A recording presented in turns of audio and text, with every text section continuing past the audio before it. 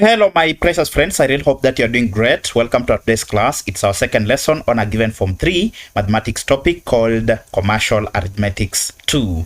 So we are looking at the second aspect of this particular topic, which is called the compound interest, usually abbreviated as the CI.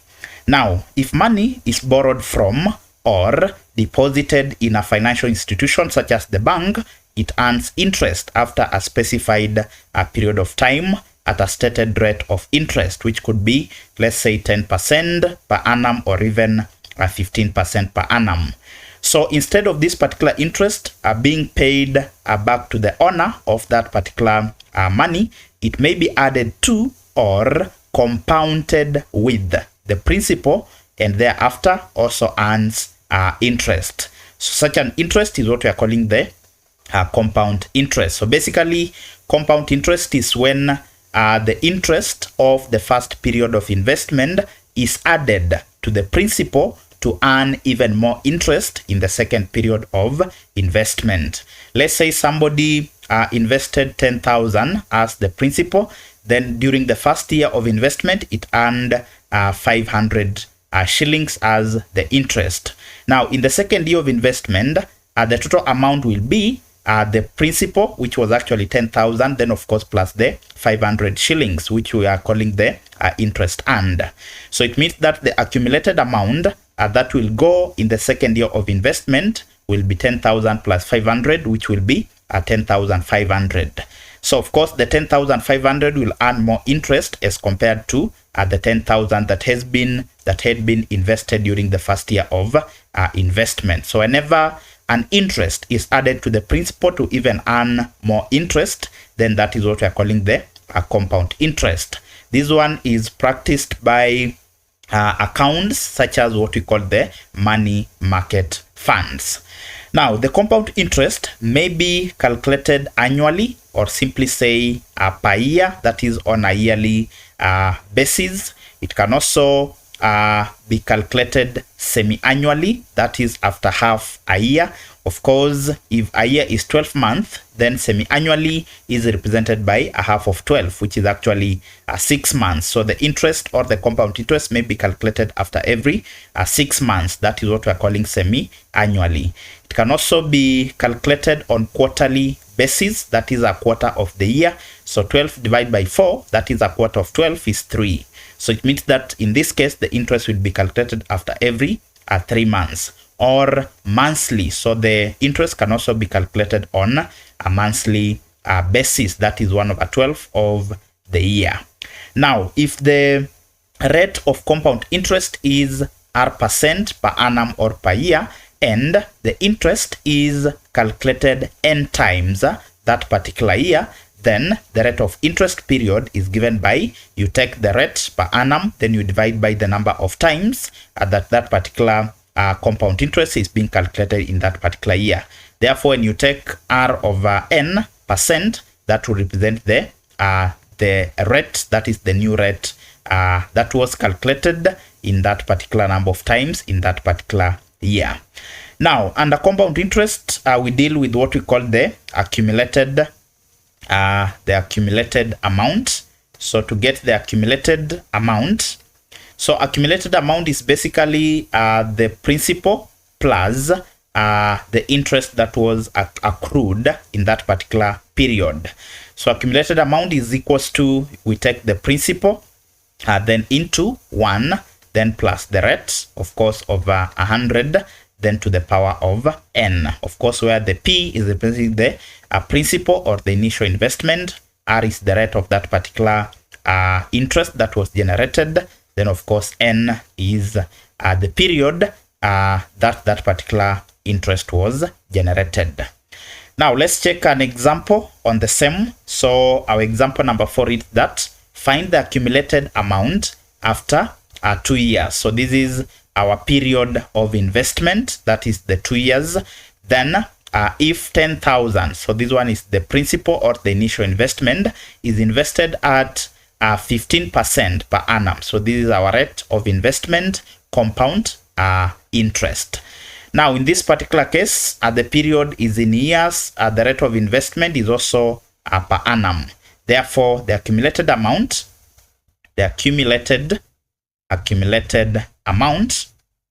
accumulated amount will be equal to, we'll take the principal into 1, then plus the rate of investment over 100, then to the power of n. So this will be equal to, the initial investment was 10,000 shillings, which is our principal. So we'll take 10,000 shillings into 1, then plus the rate of investment was 15% per annum. So this will be 15%. So of course, a percentage means over 100, then to the power of n. N is the period of investment, which was actually 2 years. So to the power of 2. So this will be equal to 10,000 into 1 plus 15 over 100. This will give me 0.15, then of course to the power of 2. So this will be equivalent to 10,000 into 1 plus 0.15. Of course, this will give me 1.15, then to the power of 2. So this will be equal to 10,000. Then of course 1.15 to the power of 2. If you feed that on the calculator, you're gonna get 1.3225. Then of course the 5 zeros are going to shift the decimal point. So this is 1, 2, 3, 4 zeros. So this will shift 1, 2, 3, 4. So of course the final answer will be that is 13,225 shillings. Therefore it means that the accumulated amount after a period of 2 years will be 13,000. So this is 13,225 shillings. So this will be the accumulated amount, 13,225 shillings. Now we check our second example, which reads that find the rate per annum at which a certain amount of money doubles after being invested for a period of 5 years, compounded annually. So compounded annually, that means that the compound interest was calculated per year. Now we are going to let the initial investment, which is basically the principal, to be denoted by a P. So we'll say let the initial investment,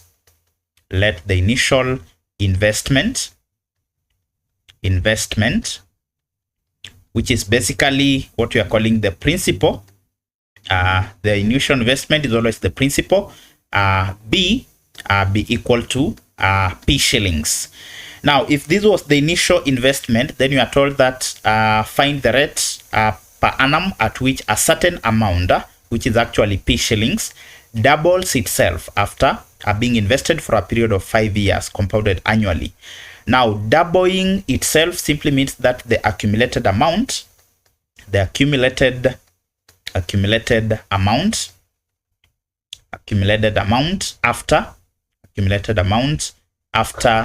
the period of 5 years, after 5 years, will be equal to, so to double means that the total amount will be 2 multiplied by the initial investment, which was P shillings. Therefore, to double means that the total amount after 5 years will be 2P shillings.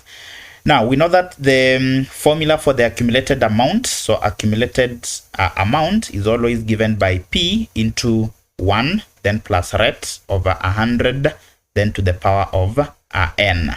So the accumulated amount is 2P, which will be equal to, the initial investment was the principal, which was P shillings, into 1, then plus the rate, that is what we are looking for, over 100, then power n. So the period was 5 years.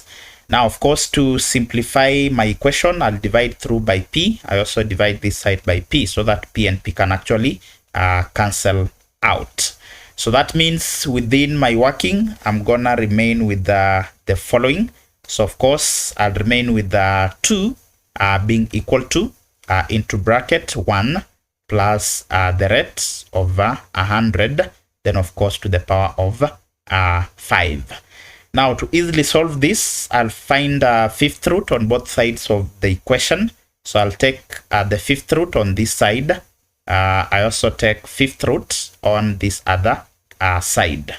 Now to press fifth root on the calculator, you simply press 5 followed by the shift simple, then followed by this particular simple, then followed by 2.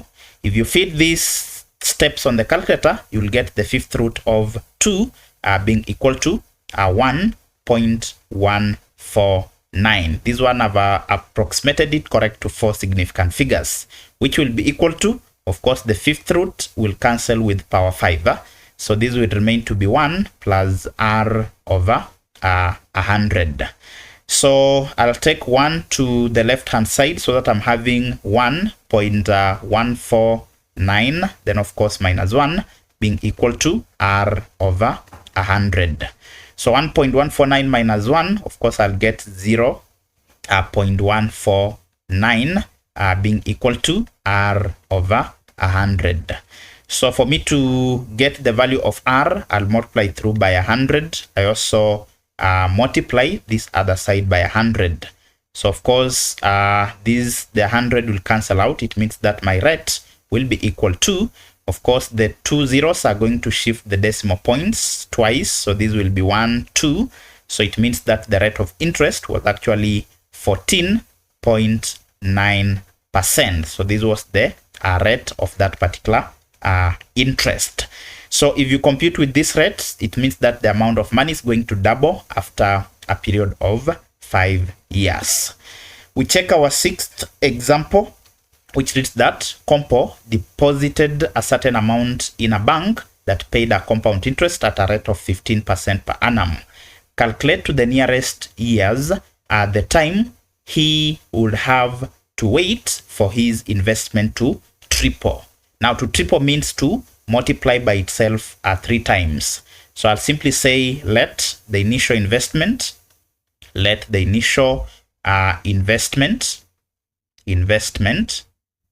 which is basically what we are calling the principal.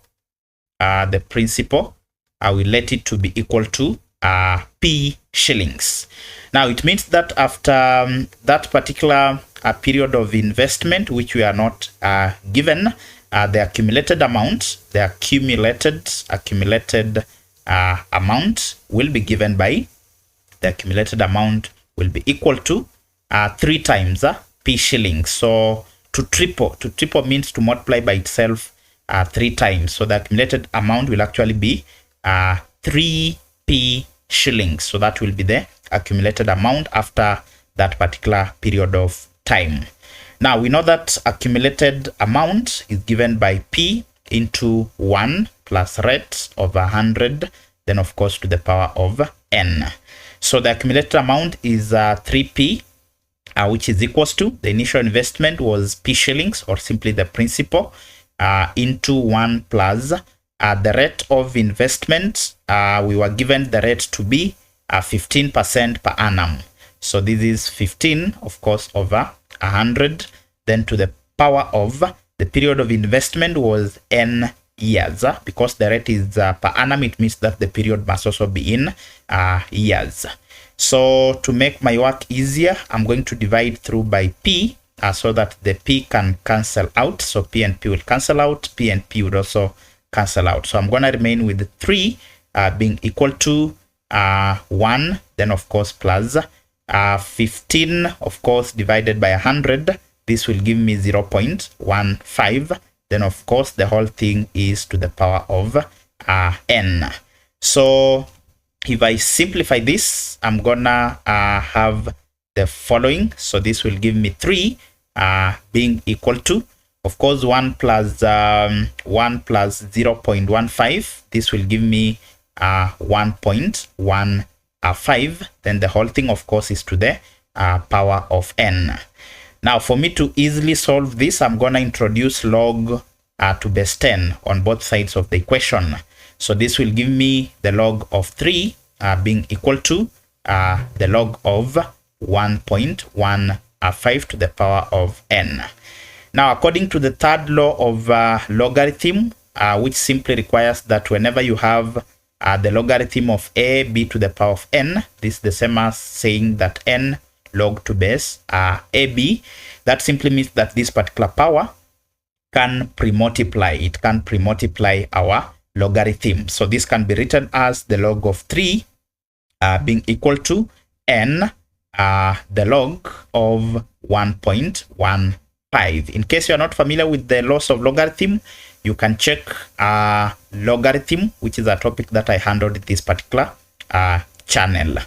So to simplify this, I'm gonna divide through by the log of 1.15. I also divide this other side by the log of 1.15. So of course these two are gonna cancel out. It means that the value of n will be given by the log of 3, then of course divided by the log of 1.15. Now you feed this on the calculator, you'll find the time, which is actually our value of n being equal to, if you feed log 3 divided by log 1.15 on the calculator, you're gonna get 7.861. And this one is correct to 4 significant figures. But the question wanted me to calculate to the nearest year the time. So to the nearest year, it means that the time n will be given by, so I'm going to round this one up to the nearest year. So this will actually be equivalent to 8 years. So this will be 8 years. So that is to the nearest year. So that is the period to the nearest year that it will take for Combo's money to triple itself. Thank you very much for accompanying me until the end of this particular lesson. I do not take it for granted. In case you are new to the channel, kindly hit the subscribe button and also turn on the notification bell so that whenever I upload a new video, you will get notified. Until next time, this is Kind Tuition Academy.